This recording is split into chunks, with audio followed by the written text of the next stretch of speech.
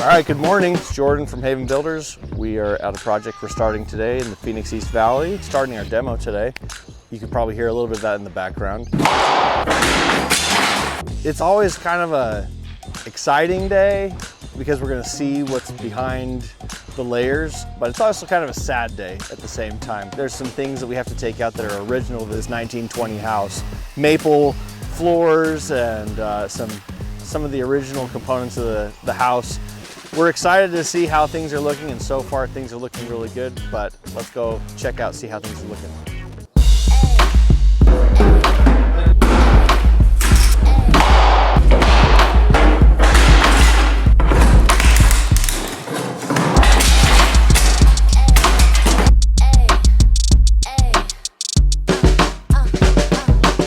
All right, so we opened up the floor this morning and found some crazy stuff. The first problem we found is that from the back of the room to here it drops. You can feel the floor drop. And so we started measuring, it drops 2+ inches. From all the way back at the edge of the house, it drops about 4 inches. So we lifted up the floor and look at what we found. So we have this beam, which is what you're actually standing on, hanging by about 3/4 of an inch on this 3x4 beam, which is another thing I've never even seen before. We have this going all the way throughout. So another thing we found today, interesting to say the least, was a heater.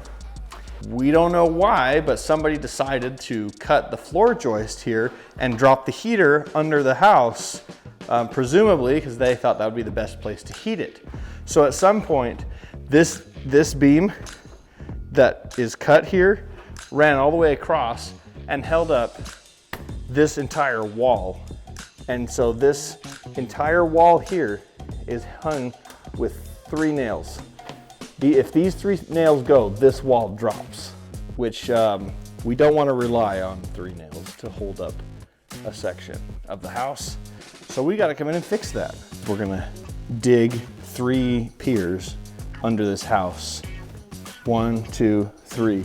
We're gonna put columns 2 feet deep in the ground, and we're gonna run a beam from here all the way across.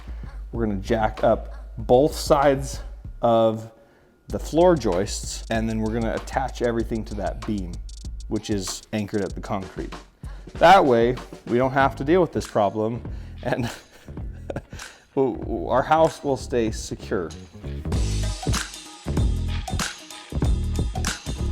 Our next problem, and this is the easiest place to see it, but it's all throughout the underside of the house.